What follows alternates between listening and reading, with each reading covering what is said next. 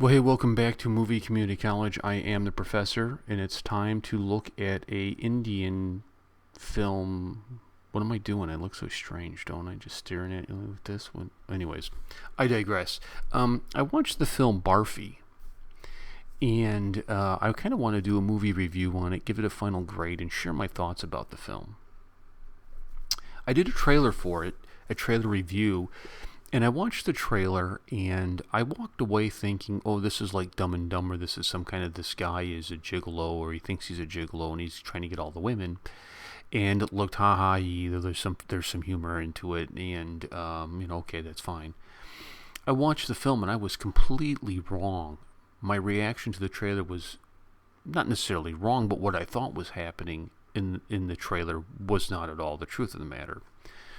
I want to start out by saying, first of all, I think that this is a perfect film for my Indian friends to share with your white friends, right?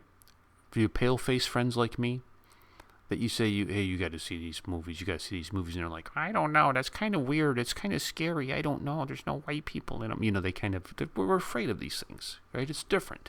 It's like when you try vegetables for the first time, where you're like, what, spinach? I don't know. I think this is a perfect film to introduce your white friends to, because you don't need to follow the language in it, right? There's not a whole lot of dialogue in the film, and I think it's because it's an homage to Charlie Chaplin. We saw very much fits the old Charlie Chaplin humor, very physical comedy, very much, you can just watch these scenes and see funny things happen, whether it's a kick to the groin or whatever, the shenanigans of the film, of the big fat inspector and Barfi. And there is somewhere in the film, I saw a poster of Charlie Chaplin or some kind of cardboard cutout that was there, and I think it was an homage. So I think this film is paying tribute to the Charlie Chaplin style. What if we took a silent film and put it in modern day? Would it be any good? And I think that's what we kind of saw with Barfi. Yes, there is some dialogue, but it kind of takes on a silent film, because you're relying on Barfi because he's deaf and partially mute, that he cannot communicate, that he has to kind of act out in a charade-like fashion for people to understand what he's saying and wanting.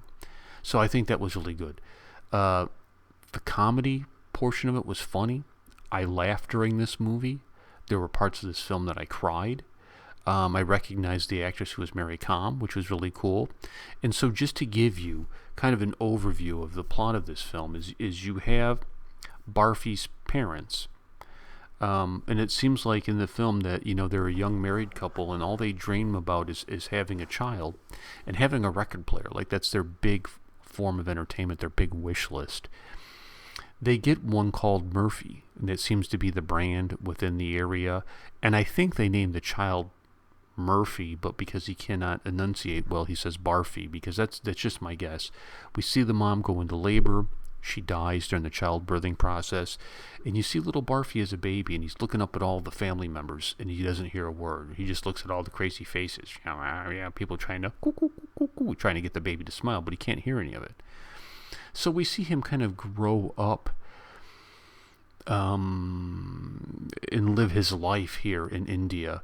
The film does some flashbacks, and I thought the flashbacks were good. They kind of jump forward, jump back to kind of fill in the story. The only critique I would have of the movie is the aging process, where they make the characters, when they're old, look kind of bad, I thought. It was like, But I mean, it's a minor thing. Won't affect the grade, just a style point, I guess. But what we see is Barfi falls in love with a regular girl. A girl who can hear, a girl who can speak, who's living life. And he pursues her, and he pursues her, and he falls in love with her, and she begins to reciprocate. She begins to be so moved by the charming abilities and the thoughtfulness and the sweetness of Barfi that she is starting to get feelings for him. Her parents intervene and say, what are you doing? I look at him. Are you crazy? You're going to have what life are you going to have with him? The silence will drown out your love. While you use your fingers to communicate, the world will be using their fingers to point. You cannot do this. Your life will be ruined. Oh, by the way, we got this rich douchebag we're going to hook you up with because, he's going to be good. And so she begins to pursue this role, but she's torn back and forth because she really loves Barfi, but this new guy is kind of a douche, and she doesn't like him. And I understand that chemistry's chemistry; you can't fake it. But Barfi, on his journey, and what you start to see in this backstory is, even as a little kid, he makes friends with Mary Combs' character, who she plays an autistic girl. And I don't want to give away the plot, because it's really funny, and there's going to be folks like me who haven't seen it, so I don't want to spoil it. But through some circumstances, Barfi kind of ends up taking care of Mary Com, the autistic girl. And you see him battle through just the differences that they have of communicating and being autistic. And the autistic girl falls in love with Barfi, but Barfi's in love, or he thinks he's in love, with the normal girl who's being married off to the douchebag. Barfi goes to ask for the hand in marriage and realizes what a mistake this is, and he's mad and angry, and he goes back and he loses the autistic girl. She wanders off somewhere, and he's got to find her, and all this stuff happens. And what you see is this bizarre love triangle of this autistic girl who's in love with Barfi who thinks he's in love with this normal girl who's being married off to this rich dude, and this rich dude loves the normal girl, and the normal girl really loves Barfi, and Barfi doesn't realize that who he really loves is the autistic girl. And you see this thing play out, and then, the movie is kind of the end of the life of Barfi. They're old now. And you see him kind of in his last days, struggling for life. And everybody's kind of coming back. His old friends from the, that we saw in the cutscenes from the flashbacks are all there. And they're kind of talking about Barfi and seeing him before he passes away. And you see Barfi get ready to die. It was sad. And the autistic girl climbed in bed with him and died with him. Their love was so great that when one died, the other one couldn't live. And you had the woman who was the normal girl, filled with regret, thinking that should have been me. I wanted that kind of love in my life. I wanted the kind of love like my grandparents had, that when one died, within a couple days, the other one died, because they were so in love that they could not live their lives without each other.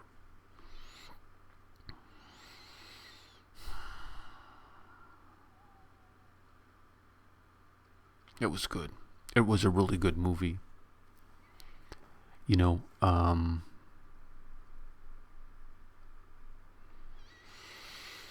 I think my final grade on the movie is an A- on it.